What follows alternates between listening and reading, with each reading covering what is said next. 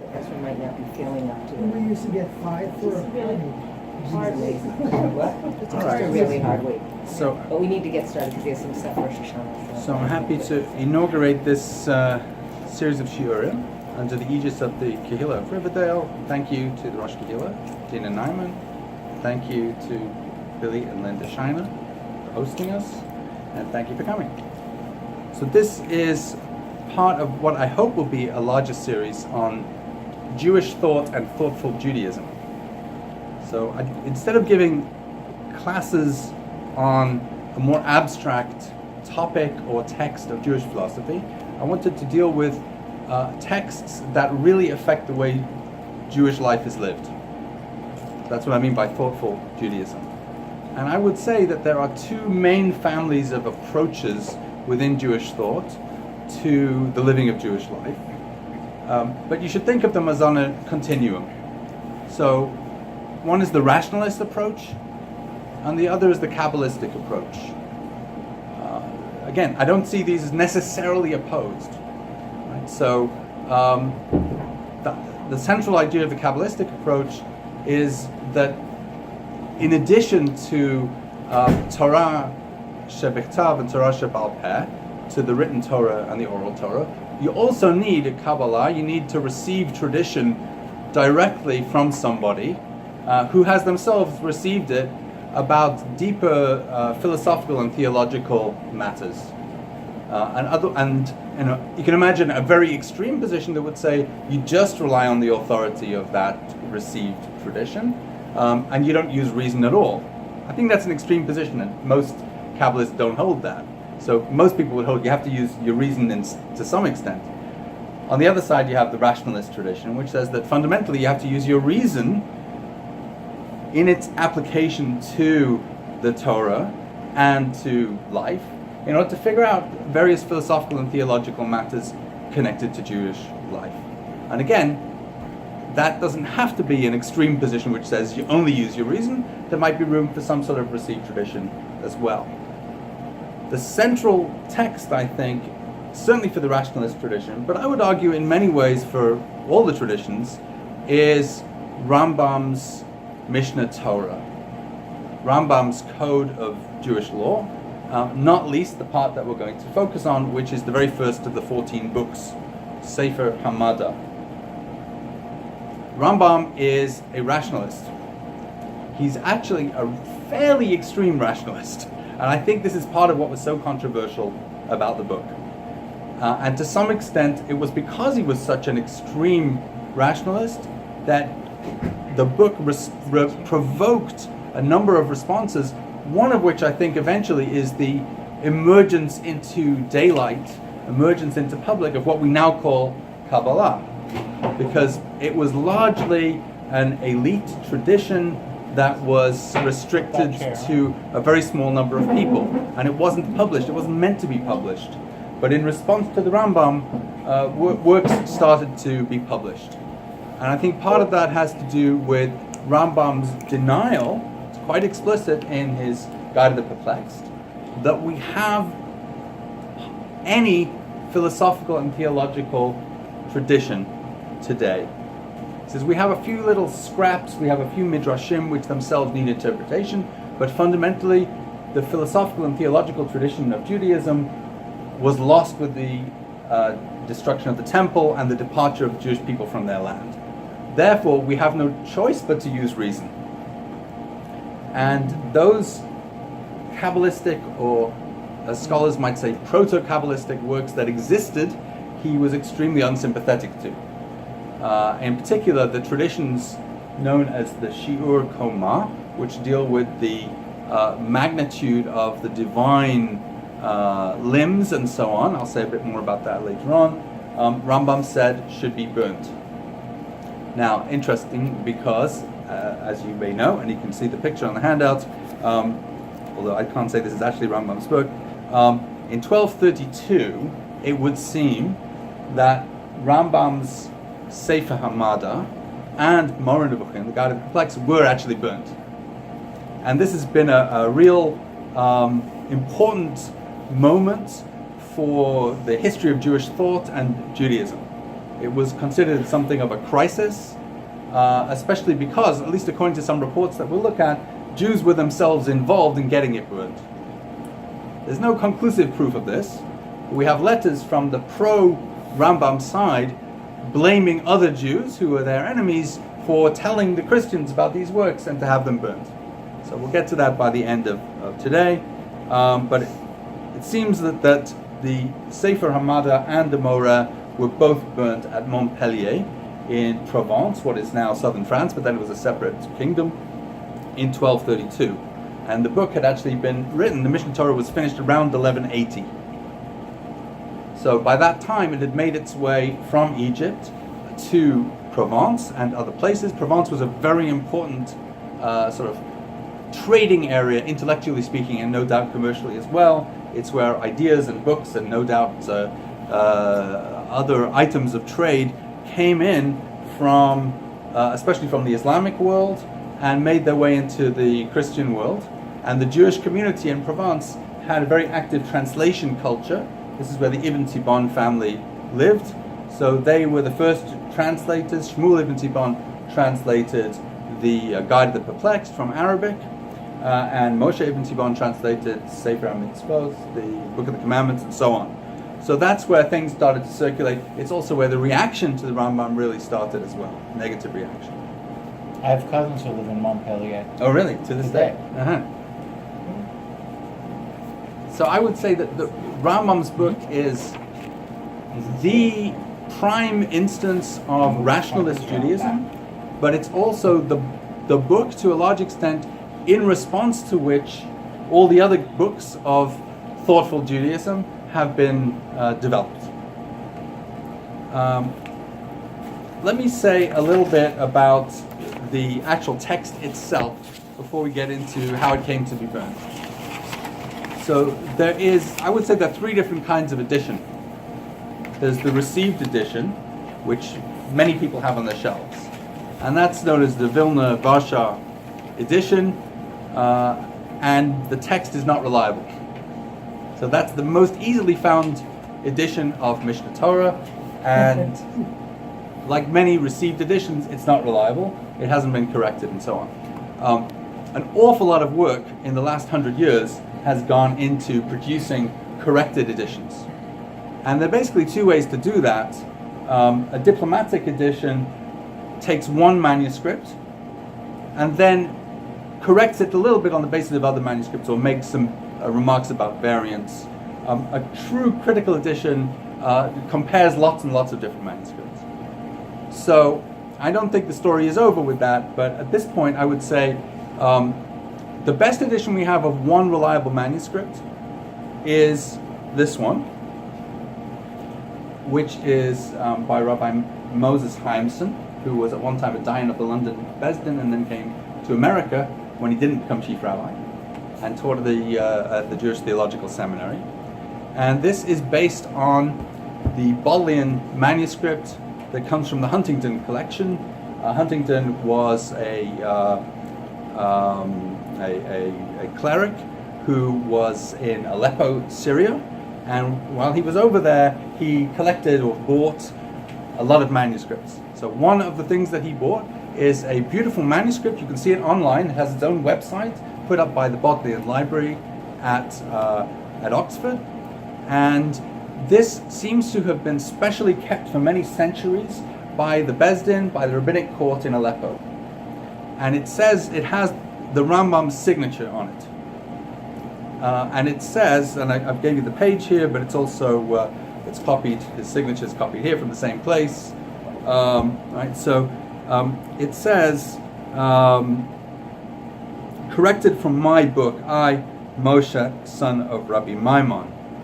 So that would seem to me not that he corrected it, but that he had his own copy, which it also, by the way, may be that he updated over time.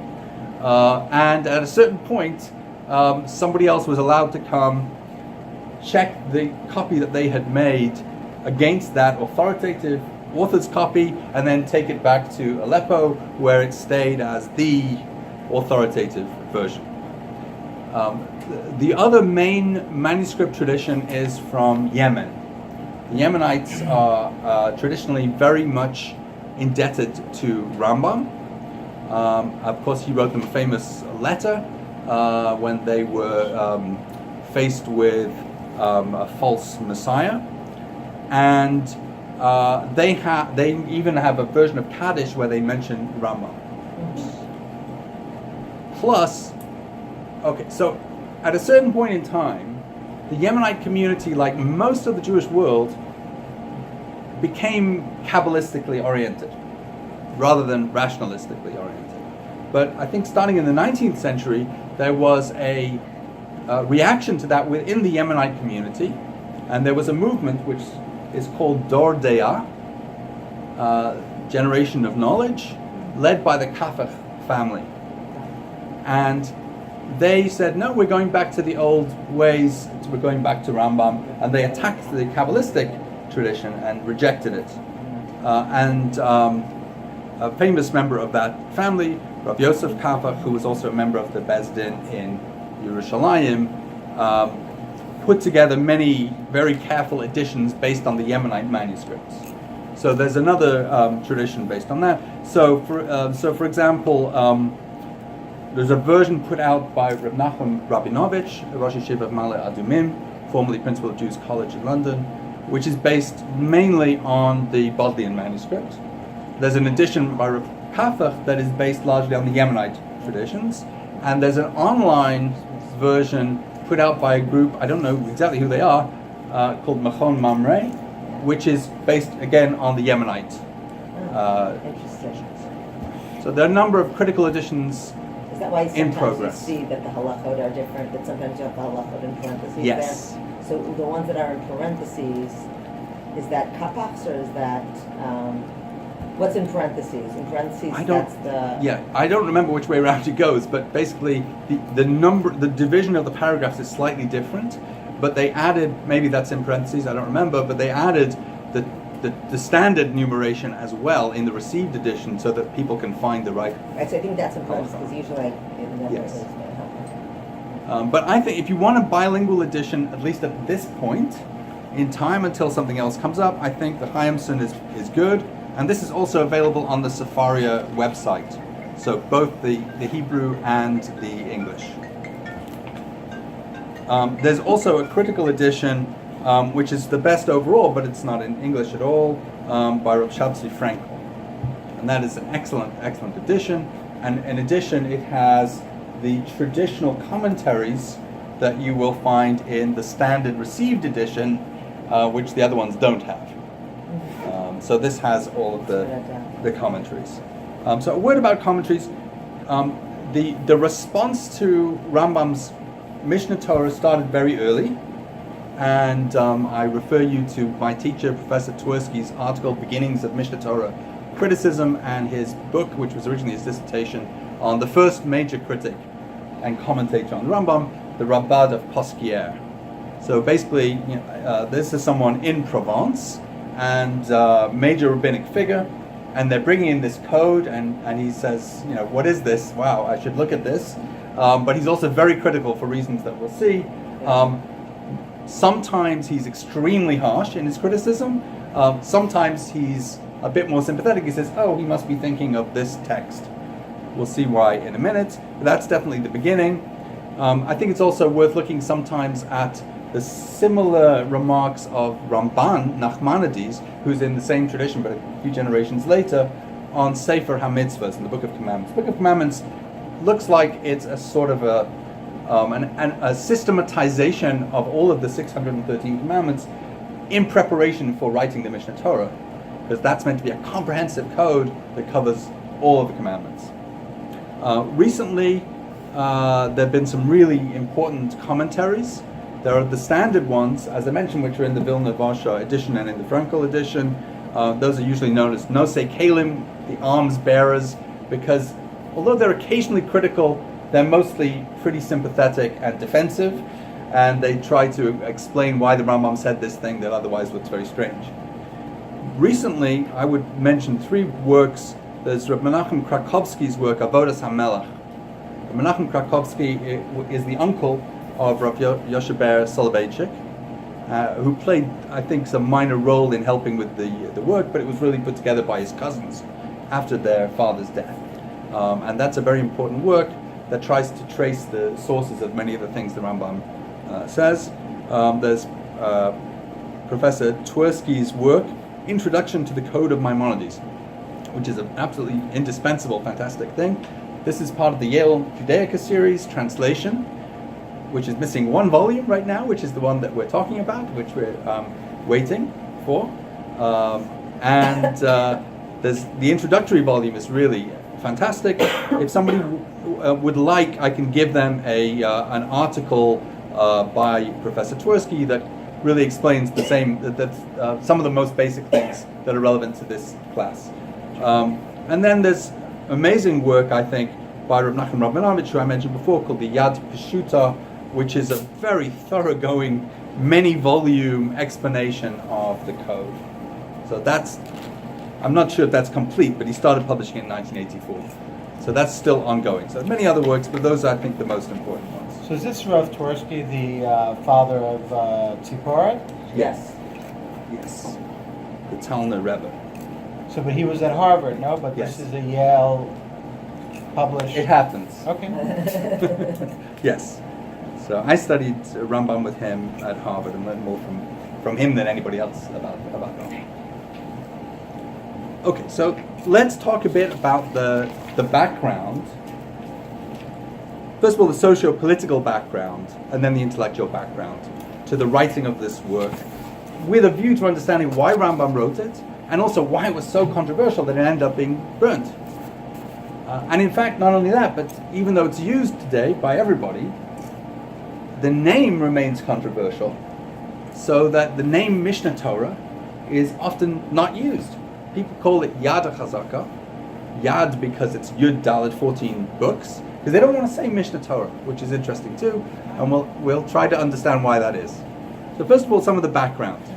Right? So Rambam is writing after the Islamic conquest, and this was a pretty major event that took 100 years, 150 years or so, but Islam swept through the Near East, defeated the Persian Empire, and then made major inroads with the Byzantine Empire as well, which it eventually defeated as well.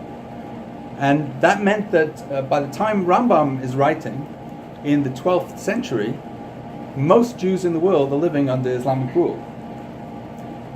And they're living in a large empire, and many of the conditions of life have changed for Jews in that empire, which stretches over a very large distance, and there's a lot of trading by sea in particular, which really changed commercial conditions. And there are many situations that Talmudic law and Gaonic law had not anticipated.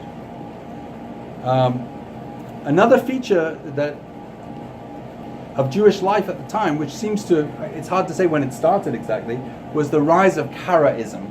What we know about it seems to make it more or less the same time as the Islamic conquest, somewhere in the 8th, 9th century CE. So the Karaites rejected rabbinic tradition. They rejected the idea of the Torah Shebaal Peh, of the oral Torah. And that was a very substantial part of Jewish population. So on the one hand, you have the sort of consolidation of rabbinic Judaism around the Babylonian Talmud, which was accepted as authoritative by those who accepted Torah Shebaal Peh. On the other hand, you have a large number of Jews, sometimes the majority, sometimes the minority, depending on where you lived, who didn't accept rabbinic teaching at all. So this was one of the things that the Rambam had to deal with. Now, the Rambam was born in Iberia, in Cordoba, but during that time, there was some significant trouble.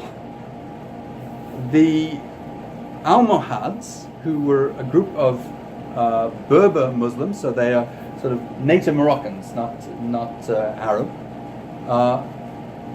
attacked the existing rulers, the existing Islamic rulers, and conquered much of North Africa, and then crossed over into Iberia, which was also ruled by the Moors, the Moroccans, the North Africans. And they were theologically driven, among other things. Almohad means monotheists or Unitarians or something like that. Though Unitarian doesn't sound quite right these days. And at least at the beginning, they were much less tolerant of Jews and others than the previous rulers. So when the Rambam was bar mitzvah, that year, he was born in 1135. So when the year of his bar mitzvah, was that 48? I think Cordoba was taken by the Almohads. By the what? I'm sorry. Almohads. Jews were forced to convert to Islam. The Rambam's family seems, after a number of years, to have moved to North Africa, but still under Almohad rule, to Fez. And it's very likely, since everybody else was doing it, that they lived as Muslims. Scholars seem to agree on that. And there is a case reported later on when Rambam was no longer living as a Muslim, that somebody came and complained about him that he was a Muslim who had apostatized, and it was decided that since he was forcibly converted in the first place, it didn't really count. By that time, he was living under a much more tolerant Islamic rulership in Egypt. So the family left Fez, went to the land of Israel, made its way around, and eventually settled in Egypt. So this was not an easy time for Jews. Many Jews had been forced to convert to Islam. They may have been living privately or secretly as Jews, but this was hard stuff. And so you had that on the one hand, and you had the Karaites on the other hand. These were the challenges that Rambam faced. He himself, by the way, was basically a scholar who was supported by the family. But his brother, David, who was the merchant of the family, unfortunately experienced the same fate as many other people. As I said, in the Islamic Empire, there was a lot of trade by sea, and a lot of ships didn't come back. So his brother David went down with the ship and with the family's fortune, and didn't come back. And Rambam reports in a letter that was found in the Cairo Geniza that he was depressed, and he went to bed for a year. And eventually he got up and he said, I'm going to have to support myself, and he studied medicine. And it took him a few years, but he became a very prominent physician. And by that point, he also had a prominent position of leadership, halakhic leadership and political leadership in the Jewish community in Egypt. At the same time, you have the Crusades. So you have the Christian Empire, or warring kingdoms, trying to get the land of Israel back from the Muslims. And at the time of in the Rambam's lifetime, the Muslims started to win some of the Crusader kingdom back, which is actually very important because it's going to be connected, I think, to the burning of the Sefer HaMada and the Morah. And the reason for that is that when the Christians saw that they were not doing very well in the Crusades, one of the responses that they had was to say, clearly God is not on our side because we don't have our own house in order. So they started to try and enforce much more conformity and to stamp out heresy in their own Christian lands. And one of the places which they were most concerned about was Provence, where there was a good Jewish community and where there were Cathars who were considered heretics from a Christian point of view. And these people seem to have been dualists. They believed in two different gods. Exactly how that was related to earlier versions of dualism in Zoroastrianism and so on is a matter of much historical work and speculation. But the church started to wage an internal crusade known as the Albigensian Crusade, because it was around the city of Albi. And they were, in addition to killing people, they were burning books. So that has something to do, as we'll see at the end, with the burning of the Rambam's books as well. Intellectual background. So, Abrahamic philosophy, by that I mean the philosophical tradition of the Jews, the Muslims, and the Christians, which have, in the Middle Ages, have much in common. And they're also often in conversation with one another. They're reading each other's books at least some of the time. Abrahamic philosophy began with Jews in Hellenistic, Greek-speaking Egypt in the years before the Second Temple was destroyed, and clearly connected to the translation of the Hebrew Bible into Greek, the Septuagint, and the earliest records we have of philosophical discussions about Judaism have to do with the Greek translation and with questions that were raised. So we get Greek philosophy and Judaism coming together. And one of the things that you find in a Jewish philosopher like Philo of Alexandria is the idea that the Jews are a nation of philosophers. Judaism is itself a philosophy. Because I think from the Hellenistic point of view, it was hard to understand what the Jews are all about. They don't play the same game as everybody else.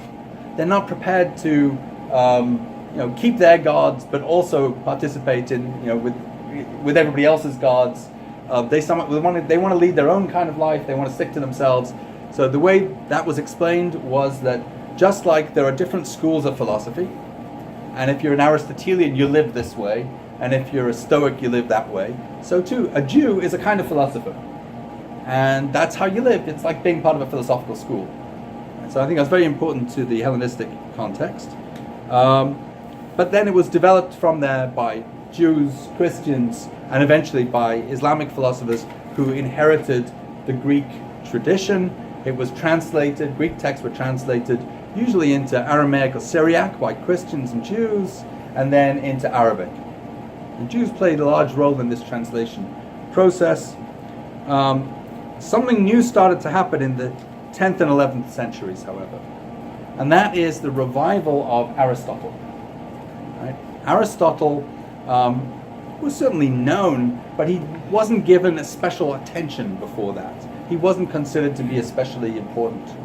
And if anything, it was really Plato who was considered more important. You have the exact historical continuity is a bit unclear, but you have some sort of Aristotelian tradition that emerges within Islam, and it's associated especially with Al-Farabi, who influenced the Rambam a great deal, and then with Ibn Sina, who's known in the Latin West as Avicenna. So these people were, they were not slavish Aristotelians, but they thought Aristotle was really important.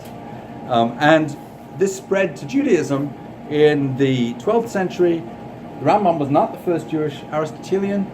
The first Jewish Aristotelian book is by Avraham ibn Daud. It's called The Exalted Faith, Amunah Harama. And eventually then it spreads through this translation process to the Christians as well. And again, Jews in Provence and other places play a large role in translating these works from Hebrew and Arabic into Latin. So what's distinctive about Aristotelianism? First of all, unlike the Platonic tradition, it really focuses on nature, on the study of nature. I mean, some strands of the Platonic tradition do that too, but the Aristotelians really have a heavy emphasis on physics and the study of nature, and we're going to find that that is characteristic of Rambam. He thinks that's extremely important. Secondly, they think that they have a rigorous, demonstrative science of physics. And they have an idea about what science is. And if you don't meet their standards, they don't consider you to be very rigorous at all. And those standards are really based on the study of logic, which Aristotle pioneered.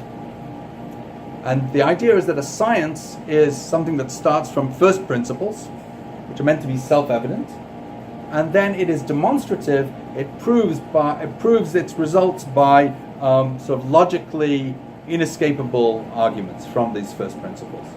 And so the Rambam is very committed to that, as are all of the other Aristotelians among all of the Abrahamic communities. The problem was that Aristotelianism seemed very problematic from the point of view of the Abrahamic religions. Some of its features just seemed much harder to reconcile with Islam, Judaism, and Christianity than Platonism had been. In particular, Aristotle himself seemed committed to the world being eternal. It had never been created, it always existed. And secondly, at least part of the Aristotelian tradition seems to be committed to, let's say, the non-continuation of individual life after death. I put it that way because there are different ways of saying what the positive commitment is, but it's hard to reconcile Aristotelianism with the traditional story about what happens after death, and especially the resurrection of the body, which Rambam himself gets into some controversy about later on.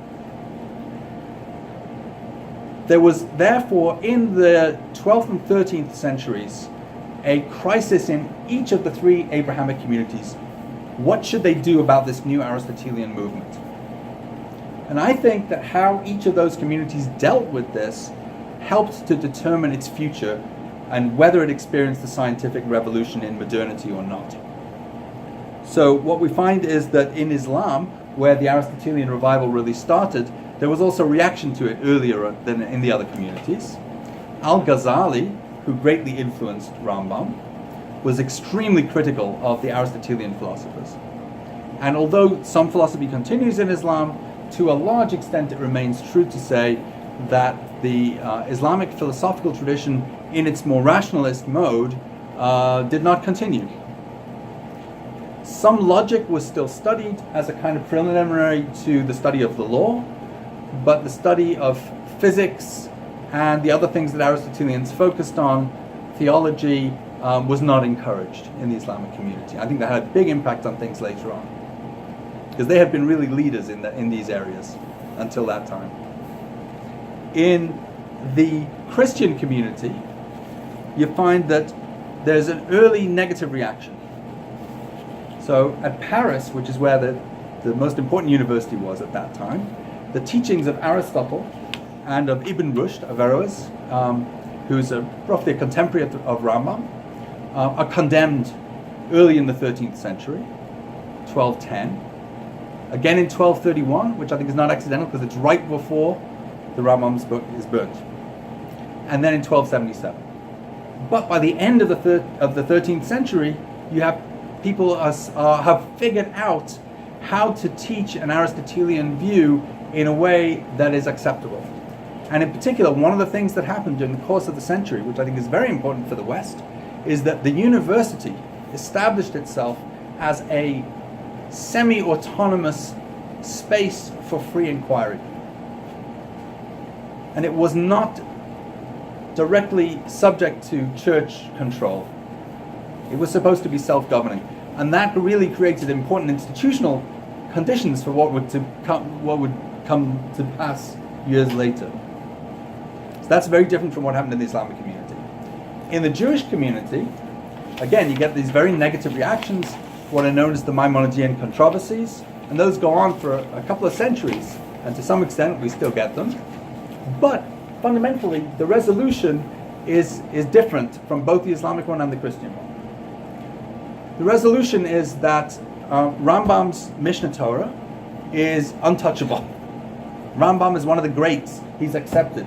He's not only accepted, he's an authority. We may avoid some of what he says, we may feel uncomfortable with it, but it's always going to be on the shelf.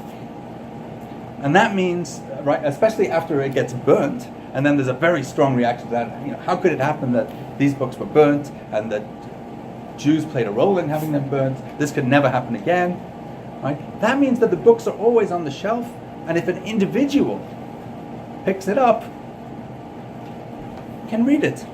Anybody can read it, and that means that the possibility of educating yourself in the rationalist form of Judaism is always there, as long as there's a standard rabbinic library around. So it's not an institutional development in the way that the university is for Christians, but individually the possibility is there, and there are many Jews over the ages who have begun their philosophical or scientific lives in just that way. Or if you wanted to study astronomy, you read Rambam's laws of Kiddush HaChodesh, of the sanctification of the new moon, and then you figure out the astronomy that's involved in that and the mathematics and so on. So the possibility for the individual is always there. I've got a text here from a former colleague of mine in Indiana University, Bloomington, a historian of science, called Ed Grant, who wrote some great stuff and influenced me greatly in my thinking about the development of the university. So this is on top of page 4. He says, in 1210, soon after Aristotle's works in natural philosophy had become available in Latin, the provincial synod of Sens that's a place that is well known to Jews because of the Tosafists of songs, decreed that the books of Aristotle on natural philosophy and all commentaries thereon were not to be read at Paris in public or secret under penalty of excommunication. So that's early in the 13th century, when the works have just come up and have been translated, passing through Provence or wherever from the Islamic world.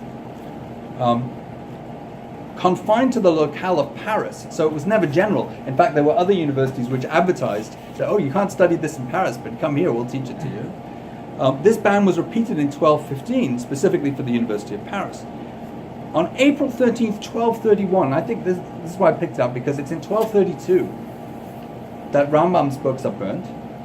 The same ban was modified and given papal sanction by Pope Gregory IX, who in a famous bull, Parens Scientiarum, it's calling Paris the parent of the sciences, often called for other reasons the Magna Carta of the University of Paris. So this is where he's granting semi-autonomy to the university.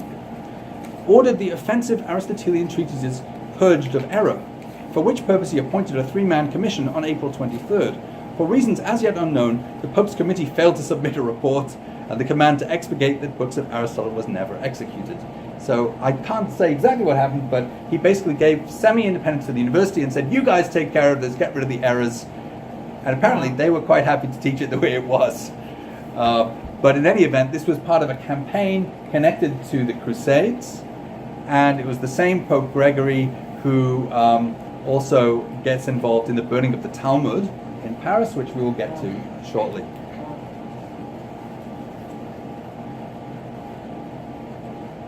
Why do people not like to even use the name Mishnah Torah? The project of Rambam is extremely radical, and you will often hear a shir on Rambam's Mishnah Torah without any of this being mentioned. It certainly wasn't mentioned when I first studied it. What he has in mind is very threatening. I would say the third rail of internal Jewish religious politics is the curriculum. That's what Jews have traditionally argued about, and in particular the centrality of Talmud and halacha to the curriculum. That's the core of what you're supposed to study, and it has been since whatever time it was when Rabbinic Judaism really got consolidated. And anybody who challenges that, either by introducing Tanakh or by introducing secular subjects, is in for some trouble. So what Rambam says in his introduction is that the state of the oral Torah Sheba'al Peh, in his day is terrible. It's a disaster. And it's interesting that he always has a pasuk, a verse as a kind of epigram that tells you something at the beginning of his works. And he has here, "Az lo evosh ba'abiti el kol mitzvotecha." Then I will no longer be embarrassed when I look at all of your commandments. So there's an embarrassment, there's shame. And the reason for that is that it's impossible, Rambam, it's almost impossible to even master Torah Sheba'al Peh, to understand what it is. The Talmud Bavli is an immensely complicated work. It's very difficult to learn. And they didn't have Rashi yet. They certainly didn't have Steinsaltz and Art Scroll. It was an extremely difficult work to study. So the first source of embarrassment is that you can't even figure out what the halacha is when you look at this thing. You mean they didn't have Rashi? Rashi was before this. You mean it didn't pass it through? What? People weren't studying Rashi, you mean? I don't think... okay, so I shouldn't speak out of turn about exactly what time Rashi went through, but I think they were mainly studying the Rif and looking at, especially in the Near East. So how long exactly it took for things to get from Europe to the Near East is an interesting question. My friend Eric Lawi is writing a book about that, but he's better positioned to talk about it than I am. But I mean, they didn't have a lot of the commentaries and aids that we have. Plus, Rambam says, there are all these works of the Gaonim, these sort of post-Talmudic authorities. Who knows how to find the right thing? Right, so here under heading number 5, number 1, State of the Oral Law, he wrote as follows. I'll just read out the translation. He says, "The Babylonian Talmud is authoritative for all Jews everywhere, but the Talmud's very difficult to understand and to glean for practical results, while the Gaonim have written many distinct and partial accounts relevant only to their own communities. So he didn't think there was anything general since the Talmud. At this time, we have been beset by additional difficulties. Everyone feels pressure. And I think he's referring to the Almohad persecutions and all that, must have made it very difficult. You were living openly as a Muslim and maybe secretly as a Jew. How could you study? Very difficult. The wisdom of our sages has become lost, and the comprehension of our men of understanding has become hidden. Therefore, those explanations of laws and replies which the Gaonim composed and considered to be fully explained material have become difficult to grasp in our age, and only a select few comprehend these matters in the proper way. It's very hard to know what's relevant. And as I said before, by the way, a lot of the halacha, commercially and economically, was written in a time when most of the Jews were living and working on agriculture, and now they're traders. So a lot has changed. So he says, look, I spent my life working on this stuff, and I'm going to make it easier for you.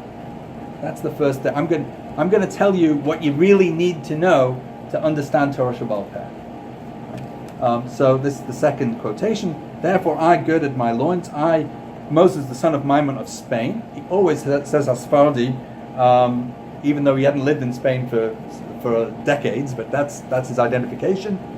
I relied upon the rock, blessed be he. I contemplated all these texts and sought to compose a work which would include the conclusions derived from all these texts regarding the forbidden and the permitted, the impure and the pure, and the remainder of the Torah's laws, all in clear and concise terms, so that the entire oral law could be organized in each person's mouth without questions or objections. This is already where you can start to feel where there's going to be some resistance, because this is meant to be the authoritative code. Instead of arguments, this one claiming such and another such, this text will allow for clear and correct statements based on the judgments that result from all the texts and explanations mentioned above. From the days of Rabbeinu HaKadosh, which is Rabbi Yehuda Nasi, who composed the Mishnah, the first authoritative compilation of Torah Shebaal Peh, until the present. This will make it possible for all the laws to be revealed to both those of lesser stature and those of greater stature. Right? The Mishnah Torah is meant to be accessible to absolutely every Jew. Regarding every single mitzvah, and also all the practices that were ordained by the sages and the prophets. Right? But he's not going to give you arguments. He's just going to say, this is how it is. To summarize, the intent of this text is that a person will not need another text at all with regard to any Jewish law. So you will not need to study Talmud, which is a very confusing text, unless, I should say, and this becomes clearer in his correspondence with people, of course, if you're a dayan, if you're a judge in a bezdin, a rabbinic court, obviously you need to make decisions, you'll have to study the Talmud. But your regular person doesn't need to do that. Right? This will be the whole of Torah Shebaal Peh. You'll study Torah Shebiktav, and you'll study Torah Shebaal Peh from Rambam's code, right? Which would totally change the curriculum for the Jews. And there's a further reason for that, which I'll get to in a minute. Rather, this text will be a compilation of the entire oral law, including also the ordinances, customs, and decrees that were enacted from the time of Moses, our teacher, until the completion of the Talmud, as were explained by the Gaonim in the text they composed after the Talmud. So he recognizes at the beginning and end of this paragraph the authority of the Talmud Bavli, but he displaces it as a text of study. He's read it so that you don't have to. He's mastered it so that you don't have to. But his criticism of the other people were that they were like local. Yes. But he doesn't see that he's local? Nope. Okay. He is, just like the Babylonian Talmud, his work is going to be authoritative for all Jews everywhere. For all Jews everywhere. Yes. And what we find not long after is that once it gets up to Ashkenaz, the European Jews, they start to annotate and say, well, we have this custom, we have that custom, and that's one of the ways you get this whole commentary tradition. When was it that Sefer Gemara, the Chumash, acquired the name Mishnah Torah? Yeah. So I don't know exactly when that happened, And but would yeah. that have been an issue that So, use the same number?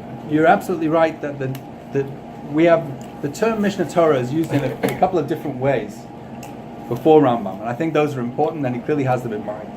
So first of all, it's actually used in Devarim itself. Anyone remember Happened.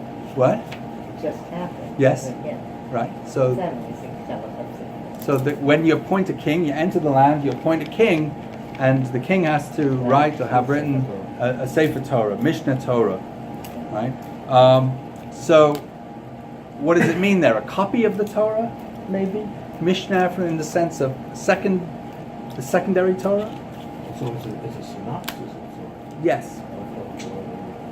As you say, Sefer Devarim, which also repeats many things that were said earlier, also becomes known at a certain point as Mishnah Torah. We also know that Torah Shebaal Peh was referred to as Mishnah Torah, or something like that, because in the Roman legal code, we see that deuterosis is forbidden to the Jews. Deuterosis, like Deuteronomy, meaning the repetition of the law, the studying of the Torah, of the Torah Shebaal Peh. So, yeah. So it seems to me, based on what you just said, that really he's inaugurating himself as Moshe Rabbeinu, and almost like he wrote his own epitaph, Lo Kan Moshe LaMoshe. Yeah. So it's almost like he wrote it himself, because the truth is, if he's going to write it like that, and he needs to authoritize himself to be almost like the head of Moshe Kibbutz Torah Sinai, Yes. right? So if you cut it out and you basically reshape what is necessary of the Torah Shebaal Peh tradition, by calling it Mishnah Torah, the words of Moshe Rabbeinu. I mean, because definitely by the time that when people are using the term Mishnah Torah for Devarim. Yes. So he's not replacing Devarim, but he's, I would say it's not so much Torah as much as giving himself a certain persona, being outside the rest of everyone else, like Moshe Rabbeinu was outside. Yes. Like, I never thought of it as he. I mean, I know he has there's a necessity here, but I've never seen it so that he himself has really taken on that persona. I always thought people kind of instilled it in him. No. And what we find, I think you're absolutely right, what we find even in letters that I've got at the end here is that not long after his death, he is being called by his supporters Mishnah the Moshe Rabbeinu. Oh, really? So he's the second to Moshe Rabbeinu. Yeah. So I think people like the Rabbad of Poskier, great Talmudists, great rabbinic scholars, receive this work, and on the one hand they're incredibly impressed. On the other hand, they think, what a chutzpah! Why does this guy think he knows so much more than we do? And that's how the commentary tradition starts, and why it's very critical, especially at the beginning. Right. Yes. I think you're absolutely right. So it says, this is the top of page 5 of the handout. Therefore, I have called this text Mishnah Torah, with the intent that a person should first study the written law. So that's the first Torah, is Torah Shebaal Peh, and then study this text and comprehend the entire oral law from it, without having to study any other text between the two. So you, as I say again, the standard curriculum, unless you're going to be, sort of professional, does not include Talmud Bavli anymore. Right? You don't have to look at that. He's done it for you. I saw fit to divide this text into separate halachot pertaining to each particular subject, and within the context of a single subject to divide these halachot into chapters. Each and every chapter is divided into smaller halachot so they can be ordered in one's memory. So you're supposed to pretty much memorize the thing, and he has come up with his own systematic structure. Don't you think it's a little bit of chutzpah to say that you don't have to learn after you learn Torah Shebaal Peh, you don't have to learn anything else but mine? Well, that's what not everyone, that's what a lot of people thought. There's another reason for it, which I'll get to in a minute, but this is why people don't use the term Mishnah Torah, because fundamentally they don't accept that part of his project. And in fact, subverting his intention, the work has become one of the principal means of studying the Talmud Bavli. Because what the commentaries start to do is to say, why did he say this? He must be thinking of this text over here and that text over there in the Talmud, but how did he understand those texts? All right, and then the work has become a kind of commentary on the Talmud, and people reconstruct how the Rambam must have read the Talmud in order to get to the conclusions that he reached, which is exactly the opposite of his intention. Is it also like an anti-Kabbalistic or that kind of approach also? Because Kabbalah kind of, at least during that time, that non-rationalist approach to learning Torah seemed to be very like taking on almost the personality of Chazal. I mean, it wasn't Chazal, but kind of taking on that personality. Is that a way to also say, don't study any of this so that they don't even know the flavor of Chazal in that way anymore? I'm not sure.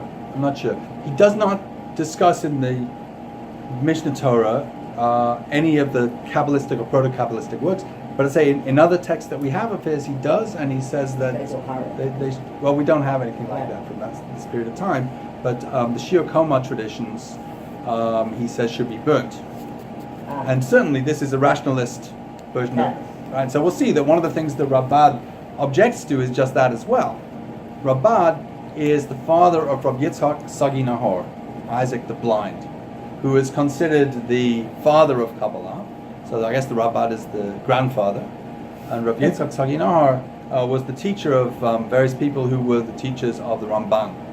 So by the time you get to the Ramban, you clearly have a very determinate tradition called Kabbalah, which is, I think, coming into the open and being consolidated exactly in reaction against the Rambam. So I think there's another reason why he wrote the code, which will become clear when we get to the laws of Talmud Torah, the laws of Torah study, which is that if you spend all your time studying the Talmud Bavli, you will never find time for the culminating highest part of Talmud Torah, which is philosophical study. There won't be time. And he's very clear about that. We're going to see that the two traditional esoteric topics of Torah study, which are reserved for the most qualified people, which are Maseh Bereshit and Maseh Merkava, right? The account of creation and the account of the chariot. The Rambam, from his youth, his earliest work, the Commentary on the Mishnah, identifies with philosophical disciplines. He says Maseh Bereshit is physics. It's not the study of traditional books like Sefer Yetzirah about how the world was created. Right? It's the study of physics. Maseh Merkava, which is clearly to do with the prophetic vision of the chariot and so on, again, is not to do with the visions that others had, which are in the Kehilah literature. It is the study of metaphysics. And he says that in his earliest known works. And he's very clear, as we'll see when we get to the laws of Talmud Torah, that you have to leave enough time in your life for studying those works if you're capable of doing it. And if you're going to be a Talmudist, you'll never get there. So this went totally contrary to the focus on Talmud as a lifelong study, which remains with us as Jews today, and to the Kabbalistic or mystical pursuits of the elite as well. So where do we land like, how is this viewed today? Like, there's been this amazing selective hearing with respect to Rambam. Like I said, it's on the shelf in every yeshiva, no matter what they think. My nephew's in the Mir, and like they're Yes. right. What did he tell us? They don't learn halacha till they're 28. Like Okay. they can't even like learn how to like apply it. Yes. Like they're just busy learning Uh-huh. Talmud. the text, but not for application purposes Right. till they're 28. Right. And I say Rambam's on the shelf. Mishnah Torah you use as a commentary to reconstruct the reading of the So Talmud. people don't learn it like. Sefer HaMada is mostly skipped, except for Hilchas Tshuva, which people learn this time of year, and so on, but out of context. And the project is not really discussed. And the philosophical works are on the shelf So if you but wanted a taboo. halacha, like, do I go there and look at Mishnah Torah or no? Today, Yeah. it's going to be relevant, Your but take it's on not going to. What? Yes. You came on me, you'll follow it Right. exactly. For us Ashkenazim, I mean, Well, it's relevant, but it's not the final word. And Uh-huh. for Sfadim, for the most part, it's really the Shulchan Aruch. And since the Shulchan Aruch was written by Rav Yosef Karo, who Karo. is a Kabbalist, he has a very complicated relationship with Rambam. Yeah. How did his strategy or his intent differ? Since he was also addressing the common Yes. folk, how did his approach to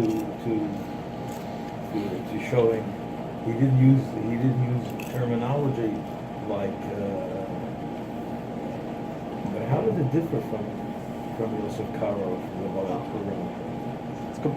It's entirely different. Those works are very partial codifications of practical aspects of halacha. Rambam's is comprehensive. It covers absolutely everything, including the temple service, which is not relevant today. He didn't sense that need. No, that wasn't his goal. His goal was to give a comprehensive account of all of Torah Shabbat Peh from a rationalist philosophical point of view. And he wrote it, it's also very important to say, he wrote it in Hebrew. This was extremely unusual, or even unprecedented. The closest equivalent would be the Mishnah, which is centuries earlier. Right? So everything else he wrote was in Arabic, Judeo-Arabic. And the works of the Gaonim were either in Arabic or they were in rabbinic Hebrew mixed with Aramaic. So then it wasn't for the average person. If the average person didn't... It's meant to be accessible to the whole Jewish world, not only Arabic speakers, but I think he wants it to go to the Ashkenazim. Well, Kehilah. people learned Hebrew. People knew some Hebrew and they knew Mishnah. So it's much easier to understand than rabbinic Aramaic mixed with Hebrew. What else was it translated into? Like if it was available and studied in Paris, and Well, was it translated into French? No, and I'm not that I'm aware of. There's some Latin translations of parts of the book, but that's all, to the best of my knowledge. There might be some Arabic as well, maybe Latin and Arabic. Was the Mishnah Torah codified according to different mitzvahs? Like it's Yes. called Sefer HaMitzvahs. Well, Sefer HaMitzvahs is the work that is laying out the basic system, and this is organized before every section. He's going to tell you which mitzvahs are covered in the next section, but the organization has its own purpose. The very idea of an initial book called Sefer HaMada, I haven't said what that is yet, is unusual. That is something to codify at all. So if you want to find the halachas of Shabbos, Yes. it would be separate Yes. from the halachas of Tefillin. Right. Halachas. Yes. All of those are in separate sections within the relevant book of the 14. So let's have a look at the reaction. Famous Hasaga of the Rabbad on the introduction. He says, this is the bottom of page 5 of the handout, he intended to improve but did not improve. For he forsook the way of all authors who preceded him. They always adduced proof for their statements and cited the proper authority for each statement. This was very useful, for sometimes the judge would be inclined to forbid or permit something and his proof was based on some other authority. Had he known there was a greater authority who interpreted the law differently, he might have retracted.